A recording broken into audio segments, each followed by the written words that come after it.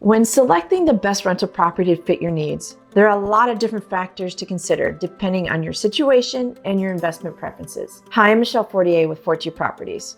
I'm a real estate agent with Keller Williams Advantage that also specializes in investment opportunities. Whether you're a seasoned investor or looking for your first property, I'm going to guide you today through the essential steps to help find the perfect rental property. By the end of this video, you'll know exactly what to look for in a rental property and how to make informed decisions that maximize your returns and allow you to start or continue your way towards your investment goals. So first, you want to set your personal investing criteria. First, set your goals and vision for owning rental properties. Ask yourself, what do you want to achieve by owning rentals?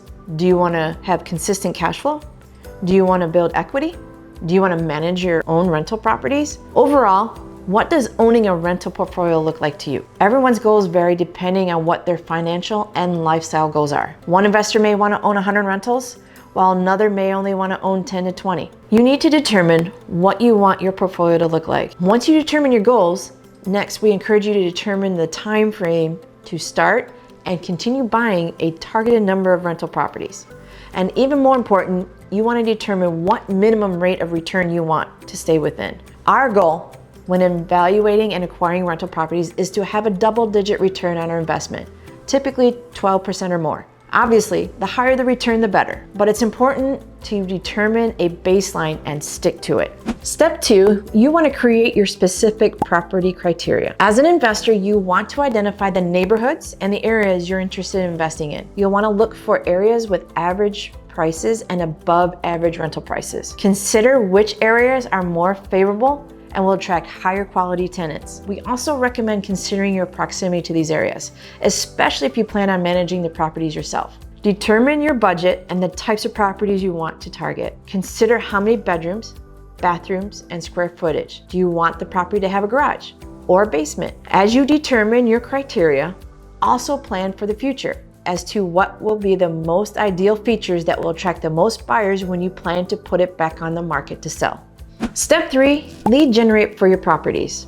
In the investment business, if you don't have leads coming in, you don't have a business. So it's vital that you find resources that can provide leads for you. Now, you can obviously do this on your own, or you can contact someone like me who can help you with this process. I specialize in finding off-market homes, which often offer the best deals due to the opportunity to work directly with the seller, as well as the lack of buyer competition. If you'd like to take a look at some of these resources, I've left links in the description below. Feel free to check them out, and if you have any questions, feel free to reach out to me at 248-880-8591, and I'd be happy to guide you through those resources. The last step is to analyze the deal. So once you find a potential deal, this is the most important step. You must evaluate the property and run your numbers to see if they meet your minimum deal standards. Let's share an example so you can see the best way to analyze a deal. For example, let's say this house. It's $150,000 as far as the purchase price goes. In order to buy it, you're going to finance it. You're going to put 10% down, which is about $15,000. The interest on your mortgage is going to be 6%.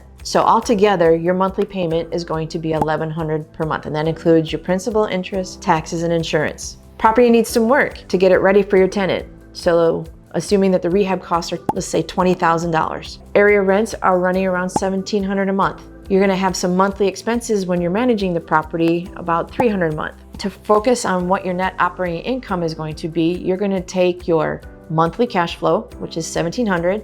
You're going to subtract your mortgage payment, which is $1,100, and then your monthly expenses, which is $300. So your monthly cash flow is going to be $300 per month. You times that by 12, and your yearly cash flow is $3,600 a year. Now, to find out what your return on investment is, you're going to take that $3,600 and you're going to divide it by 35,000, which equals about 10.2%. So once again, this example shows you this property potentially gives you a 10% return. You'll want to determine whether or not this fits your minimum deal standards. If it does, then you have a great opportunity before you. And the great thing about rentals is your tenant will pay down your mortgage and your property will continue to build equity the longer you hold it. So if you're looking to get started owning rental properties and passively building your wealth, give me a call at 248-880-8591. I'd love to answer all your questions and help you find and close on the next investment. Also, hit the subscribe button below for more videos and comment below if you have any questions. I'll make sure to answer them. See you in the next video.